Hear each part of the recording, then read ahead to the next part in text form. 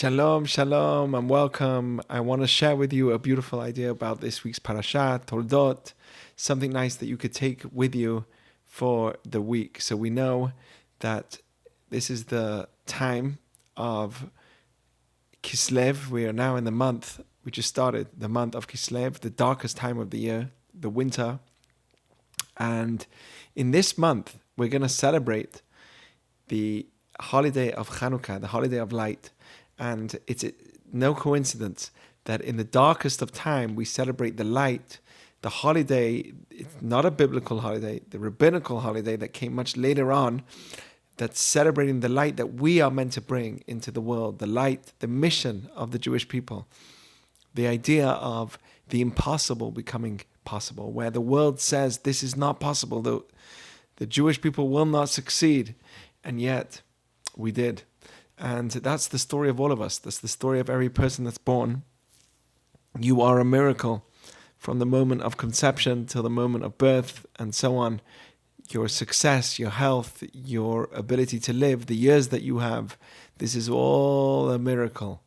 And we are part of the impossible, all of us, by existence, of the impossible becoming possible. And this is on a global level, every person, Jew, non-Jew, and on a personal level, especially every Jewish person as a people, and also as each one of us. And you should know that that is also how the Jewish people was founded. They were founded by Abraham, Isaac, Jacob. All of them were barren. They couldn't have children. And it was against nature that they would have children. But we know, as the Jewish people, the word teva, ha-teva, nature, really hides in it Elokim, the name of God. Elokim is the same gematria as ha-teva, that in the nature, which seems to be all natural, really is the power of God behind it all, and it's all part of a bigger plan, and really everything is organized and coordinated exactly as it's meant to be. And this is how the Jewish people was founded. If we are going to be the people that pass the message of God into the world, then we have to be founded on a miracle, on the idea of the impossible becoming possible. And that's for this reason, this week's Torah portion tells us, Ve'ele Toldot, Abraham holid et Yitzchak, Abraham gave birth to Yitzchak, Ele Toldot Yitzchak, Abraham holid et Yitzchak. What does it mean? Abraham holid et Yitzchak, Domeh. The word holid is the same gematria as Domeh, compared. They were exactly the same looking. And the reason they looked so similar is not just because they had the same DNA.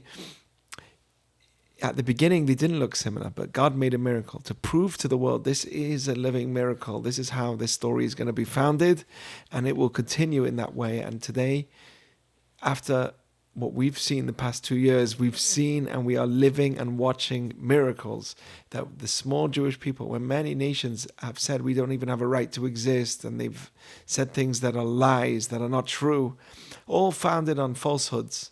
And here we are still existing under the law of Hashem and the laws of God, which is really all a miracle, and we are a living proof of that miracle. So that's how this week's Torah portion starts, with the idea of the fact that Yitzchak is born and he looks like Abraham, and he's exactly the same, and this is a proof, a living proof of the foundation of the Jewish people, that they are a miracle, one big miracle. This is the foundation of who we are. But if we look later on, we see that Isaac wants to bless his two sons. He has two sons, Esav and Yaakov, and he tells his child Esav, who he loves so much, who, even though he was wicked, Yitzchak loves him because he believes that if you love a child, no matter what happens, you'll always make him better off than what he would have been if you didn't love him. This is what the Midrash HaGadol says. How can Isaac love Esav so much? Esav was wicked. But he said, if I don't love him, look how much worse he would be. At least because I love him, he's so much better off than what he would be if I didn't love him. Look how bad he is now with my love. Imagine I didn't love him, how much worse he would be. That was his approach. And Yitzchak really loved Esav, and he wanted to bless him at the end of his life. And he told him, Asuli matamim, make me beautiful, tasty foods. Ve'ochela, and I'll eat well. So that I can bless you with all my soul. And I saw a beautiful, beautiful explanation here about this blessing and why Isaac needed food first in order to bless his child. You can't bless your child without food.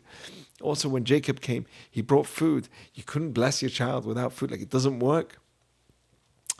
And the rabbis say that since we are in a physical world, this is brought down in the Shut of the Maharam, the question and answer form writings of the Maharam, the great, great scribe, the early writers of our Holy Torah. And he says like this, he says, do you know why he needed to eat? From here we learn that if you want to bless someone, if you want to make a blessing, you need to be happy. If you want your blessings to work really fully, it needs to come from a place of joy. And this is a great lesson for us. If we want to bring blessings into the world, we have to start with a place of joy. And how do we have joy? Take care of our physical needs. Don't neglect who you are.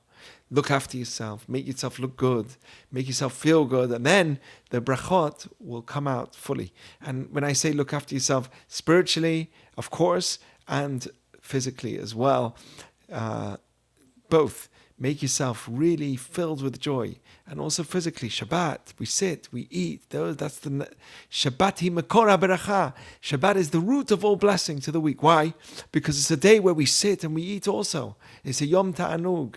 We eat and we have pleasures. Physical world, we're not against the physical world. And through that, by connecting to God's world and being grateful for it, the brachot really work.